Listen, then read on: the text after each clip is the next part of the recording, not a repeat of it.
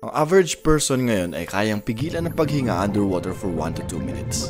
Pero ang mga kababayan nating badyaw ay kilala dahil sa kanilang ability to dive down more than 60 meters para manghuli ng isda. Kayang-kaya nilang pigilan ng paghinga for more than 10 minutes. Paano? Ang ability na ito ay hindi lang basta-basta nakukuha sa training, kundi dahil ito sa genetic change. Sa madaling salita, ito ang example ng very recent human evolution sa mga tao na nag-a-adapt sa kanilang environment. Paano naman tayo mga normal na tao? Nag-e-evolve pa rin ba tayo? Ating tuklasin. Welcome sa channel ng Mr. Kakaiba TV. Ang mga kababayan nating mga badyaw ay madalas na nasa dagat for up to 5 hours a day, holding their breath. Sobrang haba ng kanilang underwater time kung ikukumpara natin sa ibang mga hayop. Ang secret sa kanilang superhuman breath holding ay ang actual physiological change. Ang mga kababayan nating badyaw ay may spleen na 50% ang inilaki kaysa sa normal na tao. Ang spleen ay parang bangko ng oxygen by storing red blood cells na nagdadala ng oxygen. So ang supersize ni spleen means maraming oxygen ang kayang dalhin ng bloodstream mo. Maraming mga highly adapted diving animals tulad ng mga balyena at seals na may mga super spleen din. Ngayon, para sa mga normal na tao, hindi natin basta-basta mapapalaki ang mga spleens natin by diving a lot. Hindi ganyan kung paano umandar ang evolution. Ang mga badyaw ay nakatira sa mga matutubig na lugar for thousands of years. Somewhere along the way, may genetic change na nangyari na nagbigay sa ibang mga tao ng bigger spleens. Itong mga selected breed na ito ang mga nag-survive over many generations. Siyempre, itong adaptations na to ay naging common. Ito ang tinatawag nilang natural selection. Ang mga nakapag-evolve with super spleen ay mga tao na nag-survive sa pressure ng environment. Mula pa noong unang panahon, tayong mga humans ay dumayo sa iba't ibang parte ng mundo. Ang mga ancestors natin ay humarap sa iba't ibang environmental pressures. Different food, climate changes, yung iba nagsettle on a place with a large group. Nagdomesticate ng plants at ng mga hayop at dito nagsimula ang pagbuo ng civilizations. Maraming dumaan na pandemic, maraming namatay at marami ding nag-survive tulad ng ating mga ninuno dahil sa kanilang improved version ng genes. Tulad ng mga Himalayan population na may lungs na kayang huminga with 40% less oxygen sa karamihan. O yung mga tao sa ibang parts ng Africa na super resistant sa mga germs tulad ng Lassa fever. And nandito din yung mga taong nag-migrate malapit sa mga poles na nag-develop ng lighter skin para maka-absorb ng kanilang bihirang sunlight dahil sa high latitudes. Alam naman natin na need natin ng vitamin D. Speaking of vitamin D, pag-usapan naman natin ang dairy. Alam nyo ba na ang calcium sa gatas ay tumutulong sa production ng vitamin D? Pero most animals ay di kayang i-digest ang gatas after they grow up. Luckily, some of us may genetic change na nangyari that allowed us to keep our milk drinking ability on panghabang buhay. At ang gatas ay isang reliable source of protein and calories. Ang pag-inom ng gatas ay nag-evolve sa iba't ibang lugar sa mundo. Ito ang mga changes na nakatulong to shape our species. Ganito ang natural selection. Ang mga iba't ibang genes ngayon ay nagiging common na and it makes it easier for us to survive. Pero today is different. Napakadami na ng mga invented tools. Meron na tayong medicines, sanitation, environmentally controlled living pots.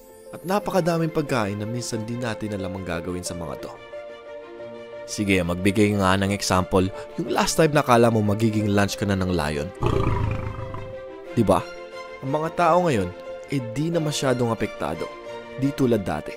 Ang human life expectancy ay dumoble over past 200 years and almost everyone is surviving. Ibig sabihin ba nito, di na nag-a-apply ang natural selection natin? Huminto na ba tayo sa pag-evolve? Ang sagot ay hindi. Kasi hindi lang natural selection ang way to evolve. Ang mga genetic changes ay nangyayari by random chances. Isang example dito ay ang Cretaceous period. Approximately 66 million years ago, isang malaking asteroid ang sumalpok sa Earth. 10 to 15 kilometers ang size, para bang isang buong city. traveling at an incredible speed, tumama sa Earth with a force of 10 million atomic bombs. Ito yung nagpabago ng climate and ecosystem, isang catastrophic event. Unleashing tsunamis, wildfires na nag-cause ng blockage of the sun dahil sa mga cloud debris. Isang cataclysmic event kung tawagin, ang nag-trigger ng mass extinction na nagbura sa ating mga dinosaurs. Dito na nagmamarka ang end of their 160 million years na paghahari sa mundo during their stay in Cretaceous period. In just a matter of years, naubos ang mga dinosaurs. Oops, isa yan sa mga video natin. Sa mga di pa nakakapanood, I will drop a link below sa description. Oo, yes, it is a cataclysmic event, pero hindi lahat ay na-extinct. May mga natira at sila ang nagpatuloy ng evolution. Yan ang tinatawag na genetic drift. Kung sino yung mga nag-survive, doon dumidepende ang evolution. Nangyayari din ito sa mga humans. Kung may European ancestor ka, may 90% chance na may sticky earwax ka rin. Kapag naman may lahi ka ng Native Americans or from East Asia, 90% na may dry or flaky earwax ka din. Hindi porke may ganyang features ka ay mataas ng survival advantage mo. Dumidepende talaga kung sino ang unang nag-migrate sa lugar. Yes, we move around. At nagko-combine tayo ng cultures and nandito din yung gene mixing. Yan ang primary reason kung bakit nababawasan ang differences natin. Kapag ang mga tao ay nabubuhay ng mas matagal, at less yung namamatay, nababawasan din ang effect ng natural selection. Tapos if we move around naman, multiplying and mixing, nababawasan naman ang genetic drift.